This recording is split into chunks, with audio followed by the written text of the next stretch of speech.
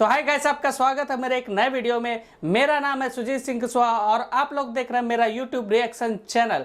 तो आज जिस वीडियो पे हम लोग रिएक्ट करने जा रहे हैं, मैं रिएक्शन देने जा रहा हूं, तो उस वीडियो का टाइटल सबसे पहले मैं आप लोगों को बता देता हूं। उस वीडियो का टाइटल है Salman Khan life is in danger, Lawrence Bishnoi complete story. तो इस वीडियो का लिंक मैं अपने डिस्क्रिप्शन में दे दूंगा। तो चलिए सबसे पहले ये वीडियो देख लेते हैं, फिर इसके बारे में आगे बात करेंगे। वैसे यहाँ ये बिश्नोई लॉरेंस बिश्नोई और सलमान खान के ऊपर है, जो इस समय काफ़ी सलमान खान को बहुत ज़्यादा धमकी मिल रही है। पहले सलमान खान को धमकी मिली, जिसके कारण सलमान खान की आप लोग जानते हैं कितनी ज़्यादा सिक्योरिटी टाइट हो चुकी है। तो चलिए पहले हम लोग वीडियो देख लेते हैं। A popular Punjabi rapper who has been shot dead. Punjabi singer Sidhu Moosewala की गोली मारकर हत्या कर दी गई है। 20 गोलियों के साथ के ऊपर कातिलाना हमला किया, जिसमें उनकी कीमती जान चली।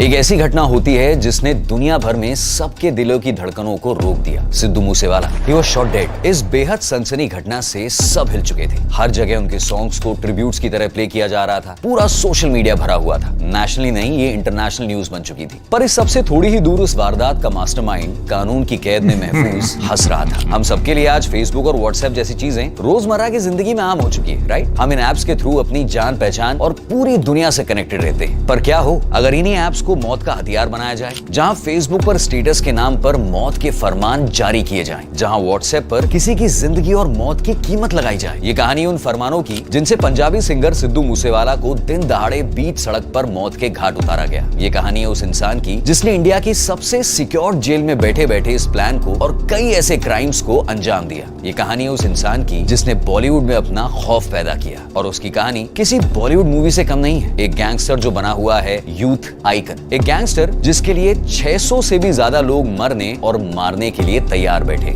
ये कहानी है लॉरेंस बिश्नोई की। लॉरेंस एक अमीर फैमिली से बिलोंग करता था। बड़ा घर, गाड़ियां, और बचपन में उसकी हर विश को पूरा किया गया। स्कूल में भी वो एक ब्राइट स्टूडेंट था। इसी के चलते उसे फर्दर स्टडीज के लिए चंडीगढ़ भेजा गया। पर ये एक डिसीजन सिर्फ लॉरेंस और उसकी फैमिली को नहीं, पूरे देश की कहानी बदलने वाला था। उसने चंडीगढ़ के डीएवी कॉलेज में लॉ डिग्री हासिल करने के लिए एडमिशन लिया। अमीर घर का लड़का होने से लॉरेंस कॉलेज में फेमस हो गया था। वहीं उसकी दोस्ती हुई गोल्डी ब्रार से, जो आगे चल के उसका राइट हैंड बनता है। लॉरेंस कॉलेज में काफी पॉपुलर था, इसीलिए उसके दोस्तों ने उसे स्टूडेंट प्रेसिडेंट के इलेक्शन में खड़ा होने के लिए मोटिवेट किया। उसने अपनी party student organisation of Punjab university SOPU की शुरुआत की, और इलेक्शंस जीतने के लिए कड़ी मेहनत करने पर भी वो हार गया। इलेक्शंस के time opposition party leader Uday Singh के साथ तो आए दिन लॉरेंस के झगड़े होते ही रहते थे, लेकिन इलेक्शन में उसे हारना लॉरेंस से बर्दाश्त नहीं हुआ और उसने सबसे पहले जाकर एक गन खरीदी। इस एक डिसीजन से लॉरेंस क्राइम की दुनिया में अपनी किस्मत को लिख चुका था। कुछ ही समय बाद जनवरी 2011 में उनके एक झगड़े ने ऐसा भयानक शूटआउट का रूप ले लिया जिसके शोर ने पूरे शहर को दहला दिया। Gang war.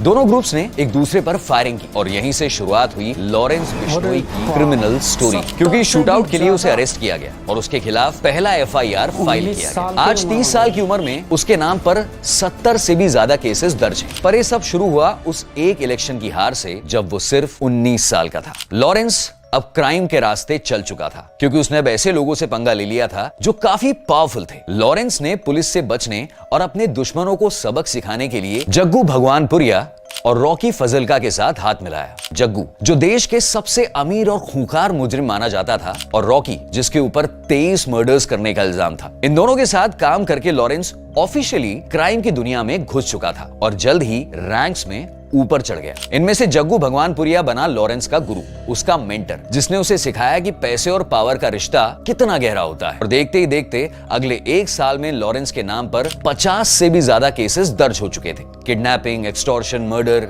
20 साल की उम्र में लॉरेंस बिश्नोई एक पक्का गैंगस्टर बन चुका था। आप याद कीजिए कि जब आप 20 साल के थे तो आप क्या कर रहे थे? उसने अपनी गैंग का यूज करके एक एक्सटॉर्शन रैकेट चलाना शुरू किया। वो पंजाब के अलग अलग बिजनेसमैन और सेलिब्रिटीज से पैसे मांगता, और जो उसे देने से मना करता उसका अंजाम बहुत भयानक होता। इसी वजह से धीरे धीरे पुलिस और लॉरेंस का रिश्ता बनता जा रहा था। वो कई बार अलग अलग केसेस में अरेस्ट हुआ, पर हर बार अपने कनेक्शंस का यूज करके जमानत पर छूट जाता था, या फिर उसके खिलाफ कोई सबूत ही नहीं मिलता था। पर पुलिस कभी भी लॉरेंस पर अपनी पकड़ जमा सकती थी, और लॉरेंस ये बात जानता था। इससे बचने के लिए उसने वो किया जो सिर्फ बॉलीवुड मूवीज में सोचा जा सकता था, जो इंटरनेट की दुनिया में कोलैबोरेशन के नाम से जाना जाता है। उसने जग्गू और रॉकी के साथ पंजाब के अलग अलग गैंगस्टर्स के साथ ने अलायंस बनाना शुरू किया। यूजुअली अलग अलग गैंग्स अपने आप में आइसोलेटेड होती है, पर Lawrence manage to bring them together. सब चल ही रहा था कि 2014 में लॉरेंस को राजस्थान में वेपन कैरी करने और असॉल्ट के जुर्म में अरेस्ट कर लिया गया, पर जेल में जाना लॉरेंस के लिए एक वरदान साबित हुआ, ब्लेसिंग, क्योंकि जेल में लॉरेंस का नेटवर्क और बड़ा होता चले गया। कहते हैं ना, जेल में जाकर इंसान सुधरता कम है और बिगड़ता ज्यादा है। राजस्थान जेल में मुलाकात हुई आनंद पाल से, राजस्थान का सबसे बड़ा गैंगस्टर जिसने 12 से भी ज्यादा लोगों का खून किया था।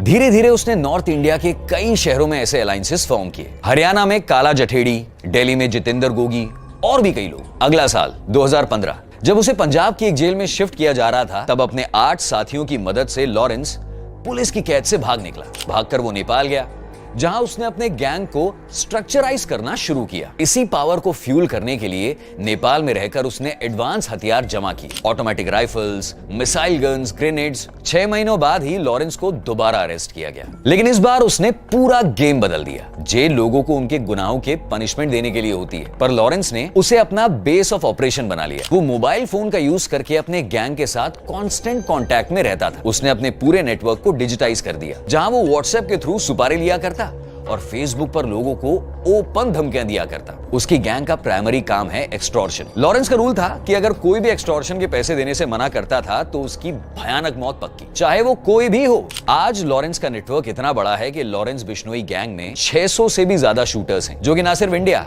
बल्कि थाईलैंड, कनाडा, यूके इन जैसे देशों में भी ऑपरेट करते हैं। उसने ना सिर्फ पंजाब बल्कि राजस्थान, हरियाणा, दिल्ली, उत्तराखंड, यूपी जैसे शहरों में अपना आतंक फैलाया हुआ है। लॉरेंस के प्राइमरी रिक्रूट्स उसके स्टूडेंट बॉडी SOPU से आते हैं, यानी उसके मेजॉरिटी गैंग मेंबर्स स्टूडेंट्स हैं। उसे अपना आइडल मानते हैं और उसके एक इशारे पर मरने और मारने के लिए भी तैयार है। और ये सब कुछ हो रहा है जब लॉरेंस खुद जेल में है। तो चाहे जो हो, चाहे फेसबुक पर अनाउंस किया जाए कि ये काम लॉरेंस के लड़कों ने किया है, लॉरेंस के खिलाफ कोई एविडेंस होता ही नहीं है, क्योंकि वो जेल में, वो भी मॉडर्न काला पानी कही जाने वाली इंडिया की सबसे सिक्योर तिहाड़ जेल। सुना होगा ना आपने नाम। ये करने के लिए लॉरेंस सोशल मीडिया एप्स और अनट्रेसेबल कॉल्स का यूज करता है, लेकिन देशभक्त और भगत सिंह के फॉलोअर बताने वाले लॉरेंस की दोस्ती देश के दुश्मनों के साथ भी है। यस, भगवानपुरिया से उसकी मुलाकात वांटेड टेररिस्ट रिंदा संधू से हुई। रिंदा संधू एक वांटेड टेररिस्ट जो इंडिया की जेल से भागकर पाकिस्तान चला गया और अब वो लॉरेंस के थ्रू इंडिया में टेरर फैलाने का काम कर रहा है। आज रिंदा और लॉरेंस के कनेक्शन से ISI की हिट लिस्ट के टारगेट्स को मिटाया जाता है। इसे ये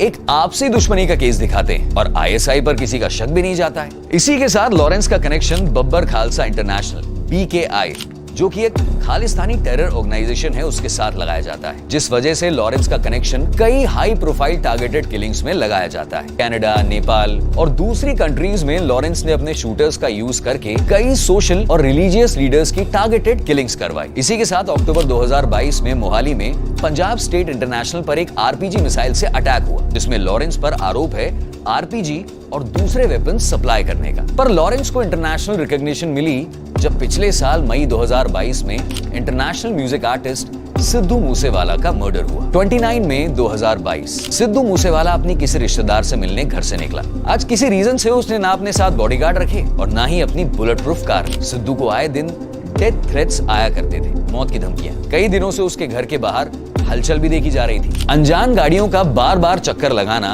एक डर का माहौल बनाए हुए था। पर यह दिन कुछ अलग था, क्योंकि अपने घर से 8 किलोमीटर दूर जब सिद्धू मूसेवाला अपने रास्ते पर जा रहा था तो अचानक मौत ने इसका रास्ता रोक लिया। एक साइड से बोलेरो और एक साइड से कोरोला, ये 2 गाड़ियां सिद्धू का रास्ता रोकती हैं और इससे पहले कि वो कुछ समझ पाए और कुछ कर पाए, कोरोला के अंदर से ऑटोमेटिक राइफल से गोलियां बरसना शुरू हो जाती हैं। उसकी गाड़ी के ग्लव कंपार्टमेंट में रखी पिस्तौल निकालकर सिद्धू ने 2 गोलियां चलाई फाइट करने के लिए, पर तब तक बोलेरो से गोलियां बरसना जारी हो चुकी थी। दोनों तरफ से ऑटोमेटिक राइफल से 1.5-2 मिनट तक अंधाधुंध गोलियों की बौछार की गई सिद्धू मूसेवाला के ऊपर। इस हादसे के कुछ घंटों बाद लॉरेंस का पार्टनर और उसका right hand Goldy Brar Facebook पर पूरी दुनिया को अनाउंस करता है कि उसने सिद्धू मूसेवाला को जान से मार डाला और उसमें लॉरेंस की गैंग का हाथ था। ऑल्दो लॉरेंस इस इल्जाम से डिनाई करता है, पर वो ये भी कहता है कि उसे खुशी है सिद्धू मूसेवाला की मौत पर। वो सिद्धू को खालिस्तानी समझता है। वैसे इंडिया की हिस्ट्री में खालिस्तान मूवमेंट से जुड़े कई राज छुपे हुए हैं, जिन्हें हम आप तक डिटेल में पहुंचा सकते हैं। आप हमें कमेंट सेक्शन में बताइएगा अगर आप इस टॉपिक में इंटरेस्टेड हैं तो। सिद्धू मूसेवाला की मौत से लॉरेंस को इंटरनेशनल लाइमलाइट मिल गई, पर नेशनली उसका नाम न्यूज में आने लगा 2018 में, जब उसने जयपुर कोर्ट में सलमान खान को मार डालने की धमकी दी। उसका कहना था कि उसने जोधपुर में जो ब्लैक बग का मर्डर किया है, वो ब्लैक बग बिश्नोई कम्युनिटी के लिए सेक्रेड माने जाते हैं और सलमान खान को अपने गुनाह के लिए माफी मांगनी पड़ेगी, वरना वो सलमान को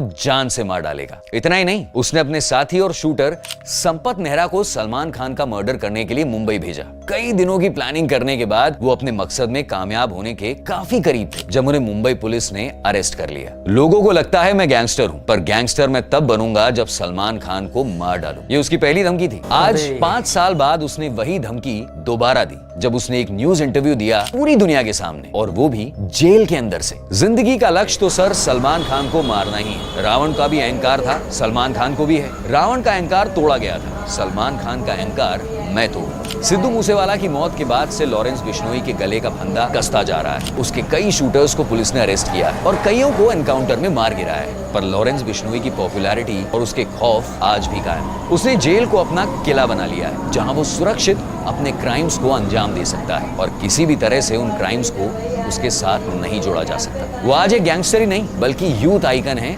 सैकड़ों लोगों के लिए, और उसका मैसेज डर और वायलेंस। कई स्टूडेंट्स उसे फॉलो करने के चक्कर में अपनी जिंदगी गवा बैठे और कई अपनी जान भी गवा देते। जहां एक तरफ लॉरेंस बिश्नोई भगत सिंह की टी-शर्ट पहना हुआ नजर आता है, टीवी न्यूज को इंटरव्यू देकर कहता है कि मैं बेगुनाह हूं, मुझ पर जुल्म हुआ है, वहीं दूसरी तरफ उसके गुनाह उसके जेल जाते समय मूंछों को ताव देना और करोड़ों लोगों के सामने उसी इंटरव्यू पर इंडिया के सबसे बड़े फिल्म सेलिब्रिटी को धमकी देना एक अलग कहानी बयान करता है। पर इस सबसे बड़ा सवाल पिछले कई दिनों से उठाया जा रहा है कि इंडिया के सबसे सिक्योर जेल में 8 सालों से बंद एक क्रिमिनल बड़ी आसानी से क्रिमिनल एम्पायर चला रहा है, और उसे इतनी हिम्मत है कि न सिर्फ सोशल मीडिया पर जेल की फोटोज वो पोस्ट करता है, बल्कि करोड़ों लोगों के सामने कबूल करता है कि वो जेल से सब कुछ कर सकता है और उसका कोई कुछ नहीं बिगाड़ सकता। क्या ये हमारे सिस्टम के फेलियर का इशारा है? आपके क्या थॉट्स हैं? कमेंट्स में हमें जरूर बताइएगा। अगर जैसे कि हम लोग ने इस वीडियो में देखा कि भाई सिद्धू मूसेवाले को काफ़ी घेर के मारा गया था, मतलब काफ़ी प्लानिंग के साथ मारा गया था। करीबन 8 दिन बाद वो घर से बाहर निकले थे